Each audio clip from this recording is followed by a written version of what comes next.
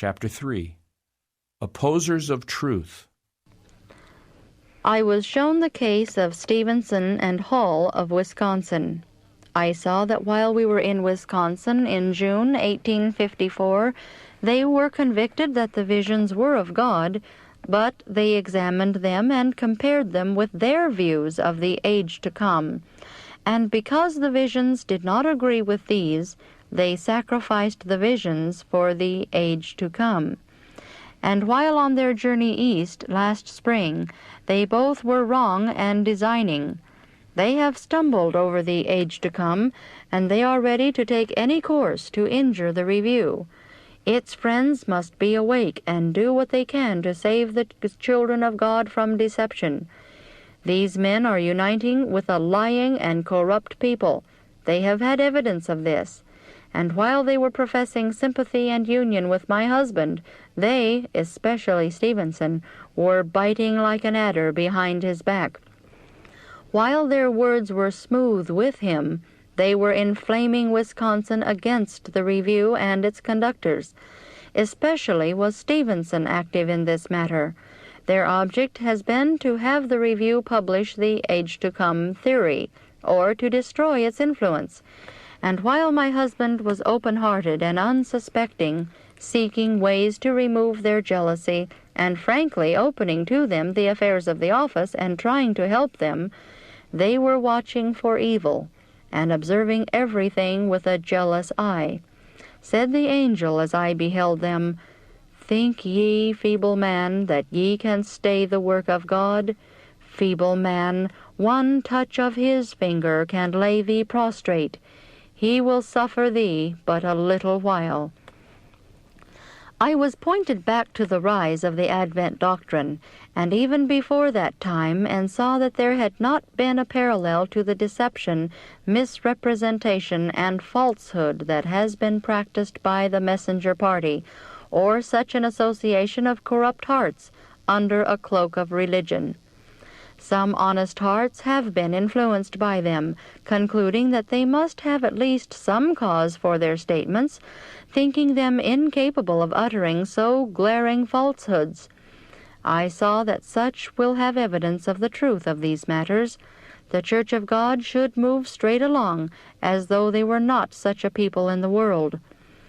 I saw that decided efforts should be made to show those who are unchristian in life their wrongs, and if they do not reform, they should be separated from the precious and holy, that God may have a clean and pure people that he can delight in. Dishonor him not by linking or uniting the clean with the unclean. I was shown some coming from the east to the west. I saw that it should not be the object of those who leave the east for the west to get rich, but to win souls to the truth. Said the angel, "Let your works show that it is not for honor or to lay up a treasure on earth, that ye have moved west, but to hold up and exalt the standard of truth." I saw that those who move west should be like men waiting for their Lord. Said the angel, "Be a living example to those in the west. Let your works show that you are God's peculiar people, and that you have a peculiar work, to give the last message of mercy to the world. Let your works show to those around you that this world is not your home." I saw that those who have entangled themselves should break the snare of the enemy and go free. Lay not treasures upon earth, but show by your lives that you are laying up treasure in heaven. If God has called you west, he has a work, an exalted work, for you to do. Let your faith and experience help those who have not a living experience. Let not the attraction be to this poor, dark speck of a world, but let it be upward to God, glory, and heaven. Let not the care and perplexity of farms here engross your mind, but you can safely be wrapped up in contemplating Abraham's farm. We are heirs to that immortal inheritance. Wean your affections from earth and dwell upon heavenly things. Further explanation from the appendix on this matter of the opposers of truth and the messenger party says, In the summer of 1854, there appeared among the Sabbath-keeping Adventists the first disaffection or apostasy. 2 men who had been preaching the message were reproved through the spirit of prophecy for a harsh, censorious spirit, for avarice, and for extravagance in the use of means placed in their hands. Becoming embittered instead of repentant, they joined with a few others in unjust recrimination against Elder and Mrs. White and other leaders, making false charges against them. Although continuing to advocate the Sabbath truth, they began the publication of a slanderous sheet which they called the Messenger of Truth. They were joined by Elders Stevenson and Hall of Wisconsin.